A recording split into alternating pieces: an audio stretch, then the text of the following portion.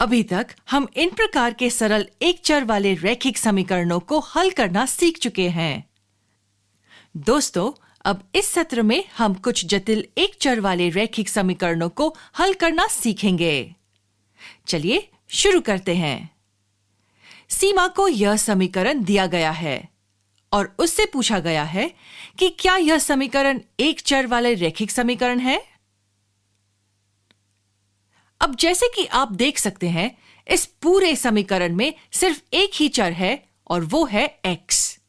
तो हम कह सकते हैं कि यह समीकरण निश्चित रूप से एक चर वाला समीकरण है।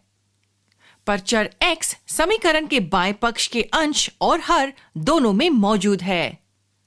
तो क्या यह एक रैखिक समीकरण है? आपको क्या लगता है? चलिए ये ढूंढने में सीमा की मदद करते हैं। फिलहाल यह समीकरण एक रैखिक समीकरण जैसा नहीं दिख रहा है क्योंकि चर x हर में मौजूद है। पर क्या हम किसी तरह इस समीकरण को एक रैखिक समीकरण में बदल सकते हैं? इसके लिए हमें यहां हर से x को हटाना पड़ेगा। यह कैसे करेंगे हम? हमें बाएं और दाएं पक्ष को 2x घटा 4 से गुणा करना पड़ेगा। इस प्रकार ये दो पद आपस में कट जाएंगे। तो अब हमारा समीकरण ऐसा दिखेगा। अब समीकरण को दोनों पक्षों को 5 से गुणा करने के बाद हमें यह समीकरण मिलेगा। ध्यान दें कि हम अपने पिछले सत्रों में इस तरह के समीकरण कई बार देख चुके हैं। यह एक चर वाला रैखिक समीकरण है। अब इन चरणों को ध्यान से देखिए। क्या आपको लगता है कि हम इस समीकरण तक एक ही चरण में पहुंच सकते हैं? चलिए देखते हैं कि क्या यह किया जा सकता है। चलिए इस समीकरण के दोनों पक्षों के हर में जो व्यंजक है उन्हें उनके सामने वाले पक्ष में भेज देते हैं।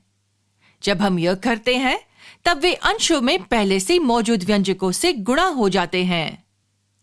तो दाएं पक्ष के हर से 5 बाएं पक्ष के अंश में जाता है और बाएं पक्ष के हर से 2x घटा 4 दाएं पक्ष के अंश में जाता है।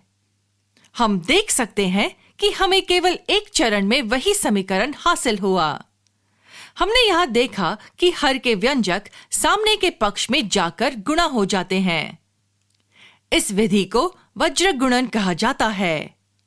अब हम देख सकते हैं कि यह एक चर वाला रैखिक समीकरण है। जब हम समीकरण के दोनों पक्षों में मौजूद कोष्ठकों को खोलते हैं तब हमें यह समीकरण मिलता है। अब पिछले सत्रों में हम देख चुके हैं कि इस प्रकार के समीकरणों को कैसे हल करते हैं। हम चर वाले पदों को एक पक्ष में और अचर वाले पदों को दूसरे पक्ष में ले जाते हैं और तब हमें यह समीकरण मिलता है। अब हमें बस दोनों पक्षों का 3 से विभाजन करना है और तब हमें x का मूल्य 46/3 के बराबर मिला। तो इस सत्र में हमने देखा कि वज्र गुणन कैसे एक चर वाले कुछ जटिल रैखिक समीकरणों को हल करने में मदद करता है। अगले सत्र में हम इस अवधारणा को बेहतर समझने के लिए कुछ रोचक उदाहरण देखेंगे।